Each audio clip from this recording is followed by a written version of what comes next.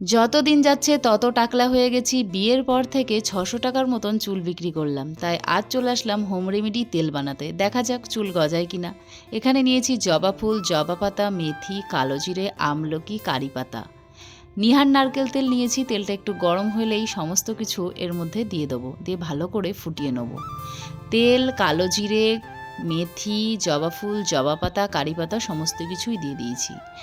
জানি না আদৌ তেল মেখে মাথার চুল উঠবে নাকি, কিন্তু আমি প্রধান একটা জিনিস দিতেই ভুলে গেছি, সেটা হচ্ছে পেঁয়াজ। পেঁয়াজের রস আমাদের চুলের পক্ষে খুবই উপকারী, সেটা আমরা সকলেই জানি।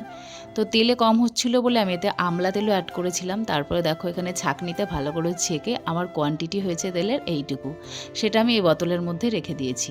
তো তেলটা তো এই বোতলের মধ্যে রেখে দিয়ে আমি মাসখানিক মেখে দেখবো যে আমি কীরকম রেজাল্ট পাই, আর সেটাও তোমাদের সাথে শেয়ার করব। দেখা যাক আমার মাথার চুল ওঠে না আরও চুল পড়ে যায়, সেটা অবশ্যই তোমাদেরকে জানাবো।